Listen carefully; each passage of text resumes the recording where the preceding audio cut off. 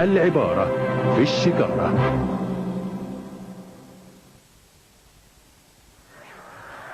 جيلبرتو سيد عبد الحفيظ على حدود المنطقة ويشوط، والهدف الأول للنادي الأهلي. لسه بقول لكم هتبقى في مشكلة للنادي المصري عن طريق سيد عبد الحفيظ.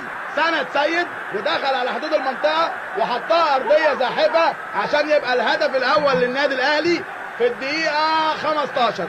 ادى عصام عبد الفتاح تحت الفرصة، دخل سيد ودخل على حدود المنطقة وسدد كرة زاحفة أرضية على يمين هلال. يتقدم النادي الأهلي 1-0 من التسديدة الأولى على مرمى النادي المصري في اللقاء. الأهلي 1 المصري لا شيء، وهتحلو وتشتعل المباراة. فات جودة من 1، مستني سيد عبد الحفيظ، راح بلال وطلع هلال، والهدف الثاني يا احمد جوال الشهير باحمد بلال. الهدف الثاني حلوة اللمسة الجميلة من محمد جودة، واحمد جوال مستني في الزمان وفي المكان يحطها، مستغل الخروج الخاطئ لهلال عشان تشتعل ادى الشوط الاول بشكل جيد. احمد بلال ادى ما عليه واحرز هدف. التزام تكتيكي في الملعب وصل الاهلي الحقيقه للنقطه 24. المباراه ما خلصتش لكن واضح ان المباراه في اتجاه الاهلي. ادي واحده وادي فرصه وادي فاروق وعمرو عبد السلام وضربه جزاء. صفر عصام عبد الفتاح، ادى ضربه جزاء على عمرو عبد السلام، وادي اعتراض. يعني انا بعتقد ان خلاص عصام عبد الفتاح ادى الصفاره. محمد جودة نفسه يجيب جون الموسم ده، وادي النتيجه باينه جدا على وجوه. ادي الكره مره ثانيه، تمريره عادل مصطفى. محمد فاروق دخل عايز يفوت، ادى ضربه جزاء على طول عصام عبد الفتاح. ضربه جزاء في الوقت بدل الضايع، لو دخلت هيبقى فوز كبير للنادي الاهلي ومحمد جودة وعمرو عبد السلام. والدقيقه الثالثه من الوقت بدل الضايع. ادي لسه عمرو بيحتج على عصام عبد الفتاح، وضربه الجزاء جودة وجوه الجون. الهدف الثالث للنادي الاهلي، فوز كبير وغالي وعزيز للنادي الاهلي. 3-0 على المصري في استاد المصري ببورسعيد. الاهلي يرفع رصيده الى النقطة رقم 24 من 8 فوز، بينهم فوز صعب قوي النهاردة على النادي المصري. محمد جودة يسجل الهدف الثالث في شباك عمرو عبد السلام عشان تصبح النتيجة 3-0.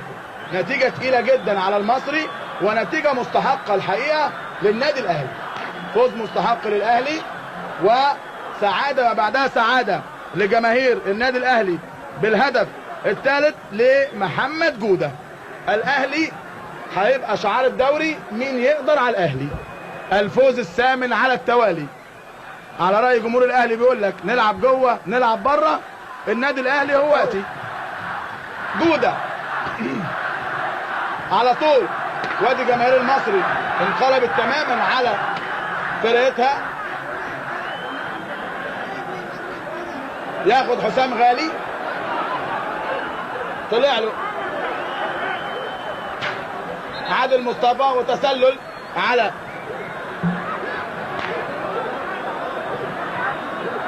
انذار لحسام غالي.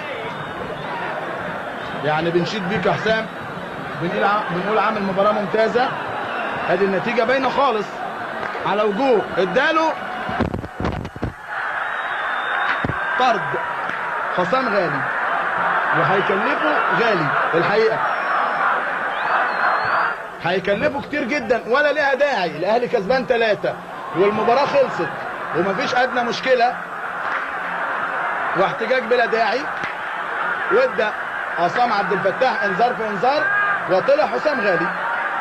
هي دي على لمسة اليد، دي الانذار على لمسة اليد اصلا.